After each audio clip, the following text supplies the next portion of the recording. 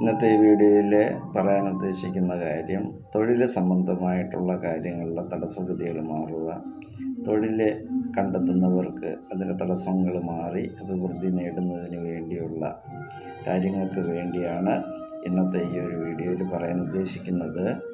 മഹാവിഷ്ണുവിനെ ധ്യാനിക്കുക.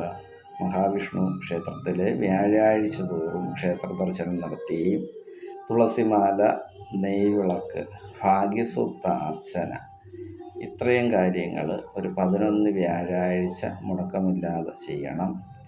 അതിലുപരി മഹാദേവനെ മനസ്സിൽ സ്മരിക്കുകയും മഹാദേവൻ്റേതായിട്ടുള്ള ധ്യാനങ്ങൾ ആ ക്ഷേത്രാങ്കണത്തിൽ കൊണ്ട് നമ്മൾ നിത്യവും ചൊല്ലുകയും ഇത്തരം കാര്യങ്ങൾ നമുക്ക് യഥാശക്തി അനുസരിച്ച് നമ്മുടെ മനസ്സുകൊണ്ടുള്ള ആത്മാരാധനകൾ ചെയ്യാം.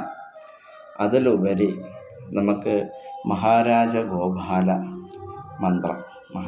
ഗോപാല മന്ത്രം അർച്ചനകൾ ചെയ്യുന്നതും മഹാരാജ ഗോപാല യന്ത്രം അത് വരച്ച് മഹാവിഷ്ണു ക്ഷേത്രത്തിൽ കൊടുത്ത് പൂജിച്ച് ദേഹത്ത് ധരിച്ച് വ്യാഴാഴ്ച തോറും ഒരു 14 പ്രാവശ്യം ഈ ഒരു ധ്യാനം മനസ്സിൽ സങ്കല്പിച്ച് പ്രാർത്ഥിച്ച് മാസത്തിലെ ഒരു വ്യാഴാഴ്ച ദിവസം, അതായത് ആദ്യ വ്യാഴാഴ്ച ദിവസം നെയ്വിളക്കും, തുളസിമാല, പാൽപ്പായസം, ഇത്രയും കാര്യങ്ങൾ ഒരു താമ്പൂല ദക്ഷിണതയോടുകൂടി ഒരു കരിക്ക് നേദ്യം, ഇങ്ങനെയൊക്കെയുള്ള വഴിപാടുകൾ ചെയ്തുകൊണ്ട് മുന്നോട്ട് പോയാൽ അത്തരം ദോഷഗതികളെല്ലാം മാറി നമ്മൾക്ക് പോകുന്ന വഴികളിലുള്ള തടസ്സങ്ങൾ നീങ്ങി തൊഴിൽ സംബന്ധമായിട്ടുള്ള ഒരു കാര്യം അടിയുറച്ച് നിലനിന്നും പോകത്തക്ക രീതിയിലുള്ള ഗുണവൈഭവം നമുക്കുണ്ടാവുക.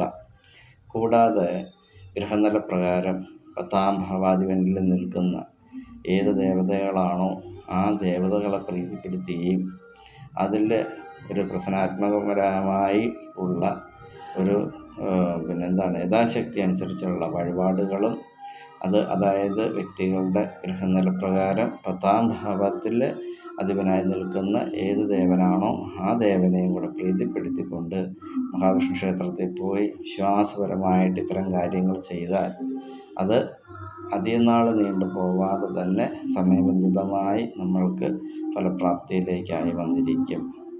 അതെല്ലാം ഒരു വിശ്വാസപരമായിട്ട് നമ്മൾ ചെയ്തു തന്നെ പോകണം.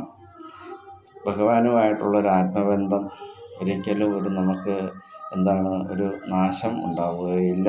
നമ്മൾ പ്രതീക്ഷിക്കുന്നതിനേക്കാൾ ഉപരി നമുക്ക് താങ്ങാൻ പറ്റുന്നതായിട്ടുള്ള രീതിയിൽ നമുക്ക് എന്താണോ വിധിക്കപ്പെട്ടത് അത് നമ്മൾക്ക് എത്രയും പെട്ടെന്ന് തന്നെ തടസ്സങ്ങൾ മാറി നമുക്കത് നേടിയെടുക്കാൻ പറ്റും.